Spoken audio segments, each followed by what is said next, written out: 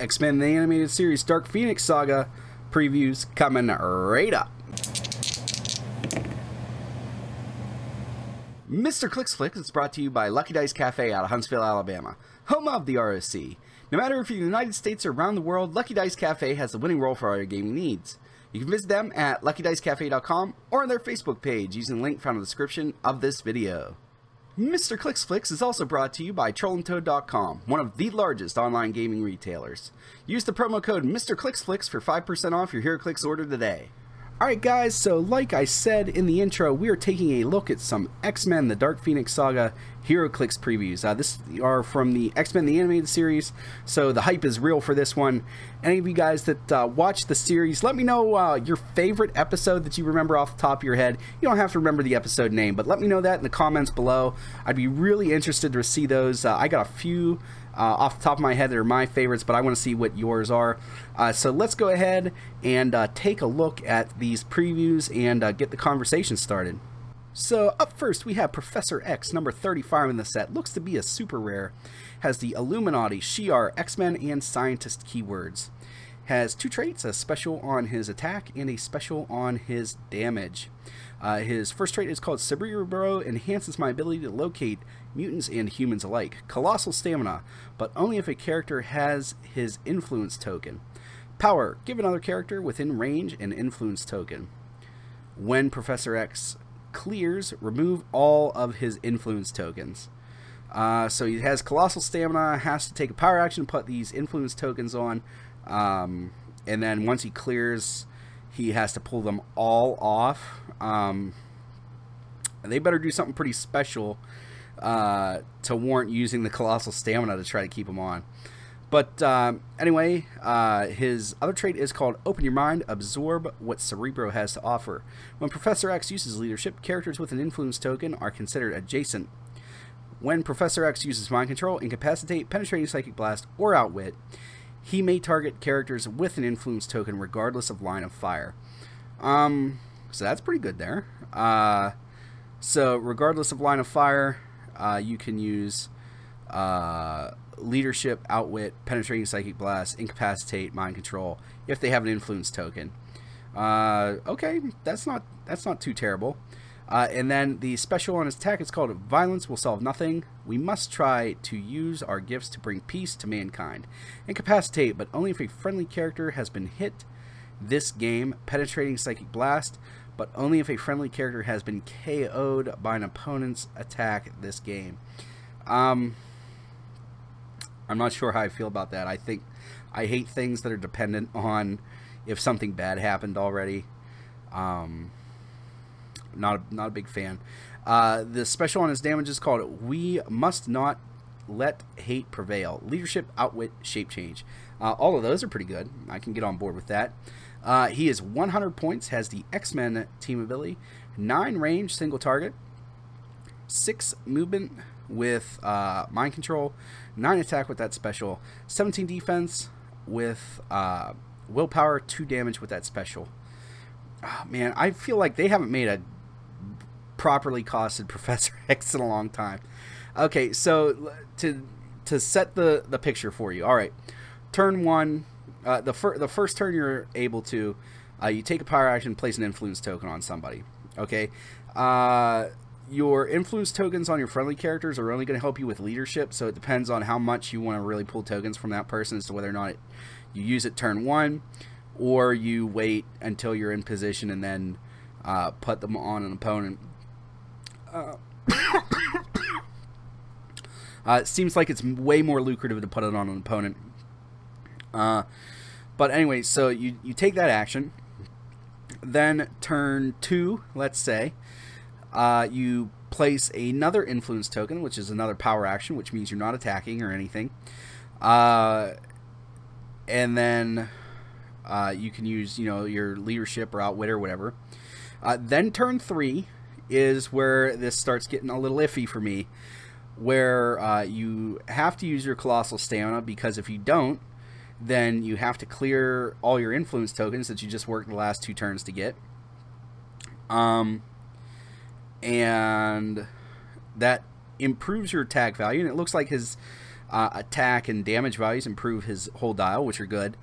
But you need a way to heal this guy so that when he uses colossal stamina, he doesn't die. So basically, you always have to try to... Your best thing to do would be to stay on click 4, I guess, so that you can colossal stamina to click 5 when you use your psychic blast or outwit or whatever. Yeah, you're just trying not to clear action tokens. I don't know, man. This is 75 points, maybe, probably closer to 50. I don't like the fact, because if I don't clear the tokens, then if I clear the tokens, then there's no point in using the influence tokens. If I'm gonna, this is just bad. There's no way to get around it. It's okay. It's cool that I can put the influence tokens on regardless of line of fire. So, if I'm on like a hedge maze or something like that, or underground, I can just hand them out and they can't really get to me. But, I mean, this guy's just not getting that job done without some major healing help immediately around him. And this guy's just bad. I don't know. If I pull this guy as a super rare, I'm going to be pretty upset. I hope I'm wrong, though. I hope somebody sees something in him that I don't. If you do, put it in the comments below. This is just a bad figure for 100 points. Next up is Sebastian Shaw, number 49 in the set. Looks to be a chase figure, so it looks like Hellfire Club are going to be the chase figures. He has Hellfire Club, Politician, and Ruler keywords, and has 3 different traits. His first trait is called Inner Circle Club Black King. Outwit, but only to choose a black power or a special power. Leadership, but may remove the action token regardless of adjacency. So that's pretty good there. Regardless of adjacency, leadership is always fantastic. Perma outwit, even if it's conditional or restricted, is just good. His other trait is called Kinetic Energy Absorption. Sebastian Shaw can't be knocked back. That's pretty good, especially with Chase Cap floating around out there that can knock people back all the way across the board. Then his other trait is called The More You Fight, the Stronger I Become. When Sebastian Shaw is hit, give him a number of energy tokens equal to the damage dealt to him by the attack. Free. Remove any number of energy tokens this turn. Sebastian Shaw can use the effects listed for that number and lower numbers. Alright, so you get whatever it is you pulled off for plus everything underneath of it. So that's pretty cool there. The first time I read this, I didn't catch that part, so it's slightly better than I thought. 1 token's willpower, 2 tokens is charge, 3 tokens is super strength, 4 tokens is flurry, 5 tokens is modify all combat values +1, 6 tokens is regeneration as free. So if, like, let's say you remove 6 tokens, you get regeneration is free, the +1 to all combat values, the flurry, the super strength, the charge, and the willpower. So that's pretty legit. He's 125 points, has a 9 movement with sidestep, 10 attack, 17 defense with toughness, 3 damage with perplex. 125 points for an up close attacker's not so great. But the nice thing is that you get the tokens for each damage dealt, rather than just each time he's hit. So you're going to accrue pretty quickly with him. You want people to try to dump damage into him, especially if you can get on clicks 4 through 6, where he has invincible. But ultimately, you want to try to play the game where you're getting to like clicks 8 and 9, and then regenerating up, and then you get back to clicks 8 and 9, where you've got like your 12 attack, 18, 19 defense for 4 damage, and then you're charging. You're removing your 6 tokens, charging and flurrying with your modified combat values +1, and then you're regenerating back up at the end of your turn for free. This guy's pretty cool. I don't know that I'd actively seek him out, but this is cool. This is definitely way better than the Professor X, and cool. I wouldn't be super sad to pull him. Alright, and next up we have Red Onslaught, number G016. So this is a Colossal figure. Again, if you didn't know, this set will have Colossal figures in each booster, similar to Avengers Infinity. That's why the set is slightly smaller. You see the Chase figures are like in the 30s and 40s. or the 40s, is just because it's a smaller set. So he has the Hydra, Skeleton Crew, Ruler, Scientist, and Soldier keywords. He has 2 traits, a special on his movement and a special on his damage. His first trait is called Sentinel.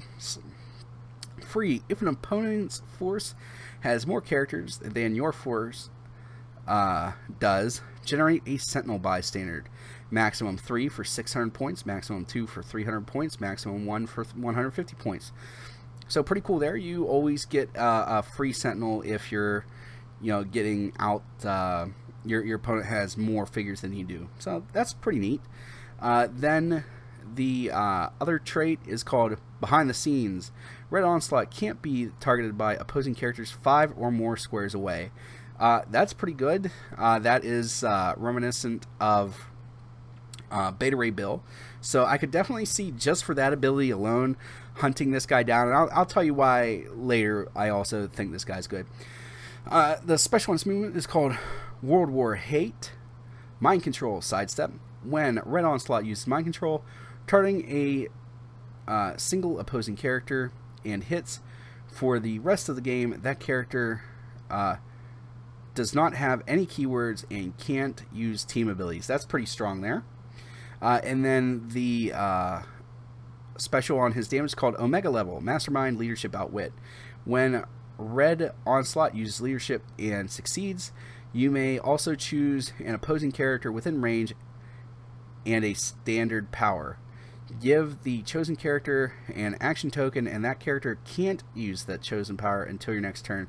So it's important that it can't use, which means even if they have Pyrocosmic Quintessence, they still lose that power.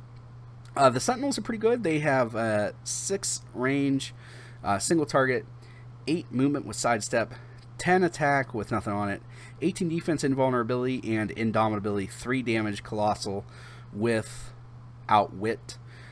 Those guys are really good just by themselves, probably worth the price of admission. I wish they had an 11 attack, but they're trying to probably not make it too OP. He has 3 different point lines, 600, 300, and 150 points.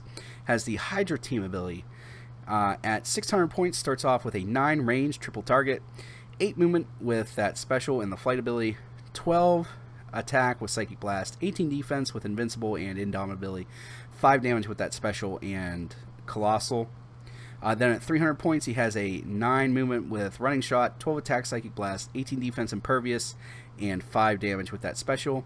And then at 150 points, he starts off with an 8 movement with Charge, 11 attack Poison, 18 defense with Invulnerability, and 4 damage with that special. I like this guy because if you were going to try to run a one-man army and you ran into like a Kobik type situation where they're trying to pin you down, you get to free action even if you're double token from the trader business.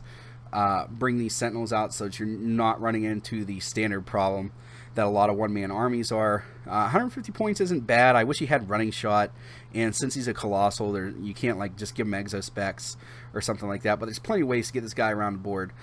Definitely I like him a lot. I can see some little folds in there that would make him see some competitive play.